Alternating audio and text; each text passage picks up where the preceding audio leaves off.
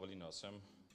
տեսեք, ինչն է հիմնական խնդիրը։ Հիմնական խնդիրը նա է, որ մարդիկ անհանգստանում են փաստաթղթավորել իրենց վաճառքները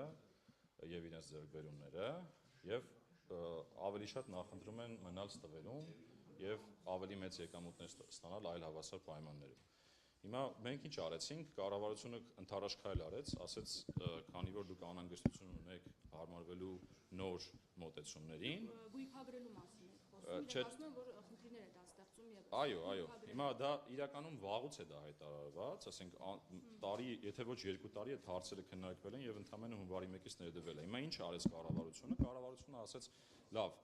ընդառաջ գնաց 6 ամիս աջակցության ծրագիր ներդրեցինք, որից օգտվելով հարկ վճարողների շրջանառության այդ ժամանակաշրջանի համար կարող էին իրենց հարկային պարտավորությունները նույն մակարդակում պահել, մինչև իրենք կհարմարվեն այդ փաստաթղթավորման ու նոր հաշվառման ռեժիմին։ Հիմա, երբ որ նայում ենք օրինակ առաջի երամսյակում, անկեղծ ասած, քիչ են դիմորդները, դա խոսում է նրա մասին, որ մարդիկ ավելի շատ նախընտրում են մնալ ստվերում, քան դուրս գալ։ Հիմա ուրիշ բան ասեմ։ Ես ինքս բաց եմ եղել, թափանցիկ եմ եղել, նույնիսկ էլեկտրոնային իմ հասցեն հրապարակել եմ, ասել եմ հարգելի քաղաքացիներ, բոլորդ կարող եք գրել ինձ։ Տեսնենք ինչն է խնդիրը։ Մենք բախվել ենք մի քանի օրինակների հետ,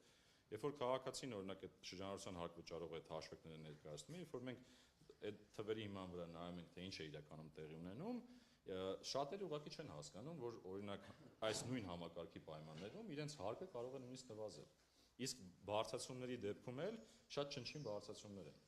Հետևաբար խոսել նրա մասին, որ հարկերը բարձրացել են, կարծեմ տեղին չէ։ Այստեղ ուղղակի նոր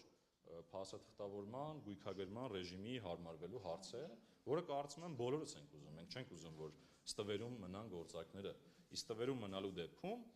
խոշորներն են տեղավորվում այդտեղ, մարդիկ են անդադ մնում այդ փոքր չափի գործունեության մեջ եւ իրենք հնարավորություն չեն ունենում աճելու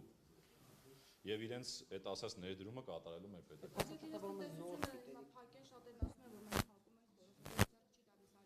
Անկեղծ ասած, դե տեսեք, ներողություն 3-4 տարվա հագուստն ինչպես պետք է գույքագրենք, ինչպես են պատկերացնում։ Մենք ձևերնել ենք, նույնիսկ ձևերնել ենք մշակել, հրապարակել ենք, բոլորին ծանուցել ենք էլեկտրոնային, բոլորի հետ անհատական աշխատանք ենք տանում, բողոքներ կան, բողոքներին պատասխանում ենք, բայց ամենահետաքրքիր բանը լսեք, այդ բողոքներից հետո, երբ որ նայում ենք վիճակագրությունը, զուտ առումով շրջանառության հարկի համակարգում տնտեսվողների քանակը աճել է։ Հետևաբար այդ խոսակցություններն էլ են ավելի շատ նորից էլի ասեմ իմ ասած տրամաբանության մեջ, որ իրանք պետք է կարողանան հարմարվել այս նոր ռեժիմին հաստատավորման։ Պարոն Հակոբյան, նախկինում այս իշխանությունները ասում էին, ներկայացուցիչները ասում էին, որ հայտնի օլիգարխները կարագ են ներմուծում զուգարանի թղթի